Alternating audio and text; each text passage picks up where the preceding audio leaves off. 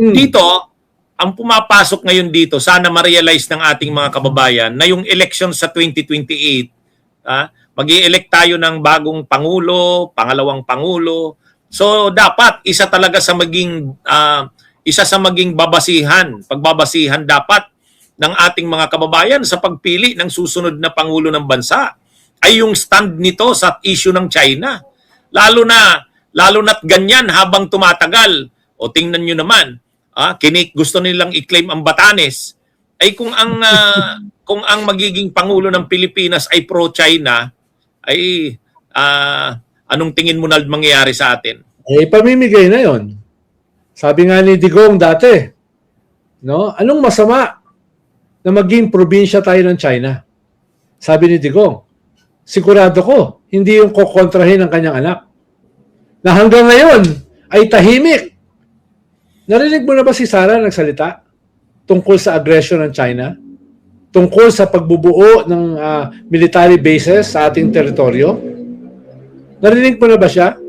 Sa lahat ng anniversary ng UNCLOS, victory natin, narinig mo ba ang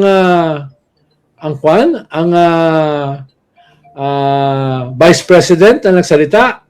Bukas, tingin mo magsasalita ang Vice President sa 10th anniversary ng ating UNCLOS victory? Nung hinaharas yung ating mga mangingisda sa Escoda Shoal, no? Late last year, at na-ospital yung mga mangingisda ng mga taga Mindoro. Anong ginawa ng ating Vice President? Pumunta sa Mindoro at nag-ribbon cutting kasama ang Chinese ambassador. Doon sa same municipality na pinanggalingan ng mga mangingisda na na-ospital dahil hinaras ng Chinese Navy. No? Kaya, ano bang nangyayari? Yan ba yung iboboto natin sa 2028? Diba? Or talagang gusto nilang maging probinsya na tayo ng China? Sa totoo lang, dyan pa lang sa issue na yan ng China, makikita mo na kung anong,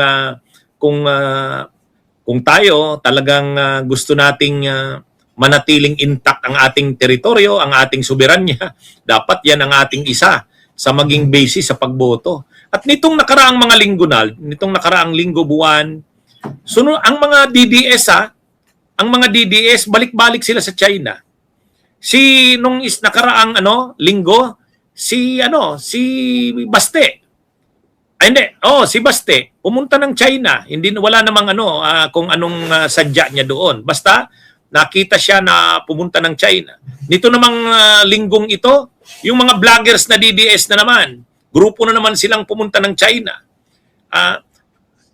Nung nakaraang taon, 'di ba? Inamin yan sa Kongreso mismo, sa pagdinig ng Kongreso, inamin si Angeles na yung pagpunta nila sa China, mga vloggers na DDS din yon nung nakaraang taon, ay gastos ng China yon. Tapos si Martin Andanar, yung press secretary dati ni Digong, siya na yung may programa sa Chinese TV, yung English program ng Chinese ng state television. Oo. At sabi ni Katrina Ponce Enrile, siya ngayon ang main conduit ng funding ng mga asset ng China dito sa Pilipinas. So, si Martin Andanar daw. So, ano ito, Nald? Itong, sa tingin mo, sa election sa 2028, magkakaroon ng active role ang China dyan, malamang? Ngayon pa lang, itong malign foreign influence operations na ine-expose ngayon ng ating Coast Guard, ng ating Navy, etc. Tsaka itong mga media outlets na ginagamit ng China, no? Ngayon ko lang nalaman na 2 media pala na sumama doon sa convoy ng atin ito, no? Last May ay mga Chinese spies, no? Imagine mo, nahuli natin yung mga Chinese spies within our armed forces na hindi natin pwedeng maipakulong dahil wala tayong treason laws during peacetime. Hindi natin makasuhan dahil walang batayan yung pagkaso. Kaya nga sana makagawa tayo ng batas. At sana mauna itong mga chinadors, mga senador na main mouthpiece mismo ng China. Di ba si Marcoleta bago nakulong, anong sabi niya? Ibigay na natin yung Kalayaan Group, yung Pag-asa Island.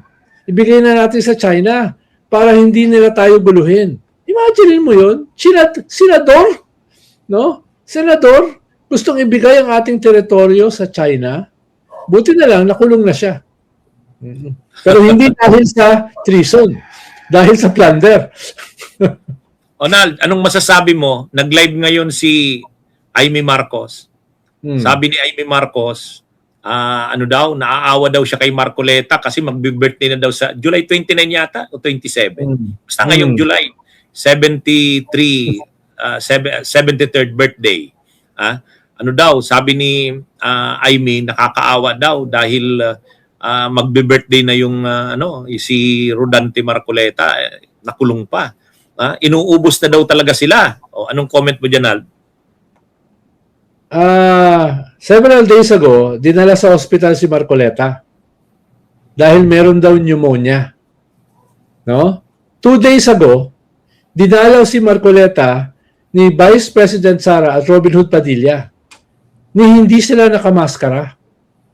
No? Una, bawal dumalaw nang walang pahintulot sa korte at saka sa Philippine National Police. Pumunta lang sila ron, walang pahintulot. Ikalawa, walang maskara. Akala ko ba may pneumonia?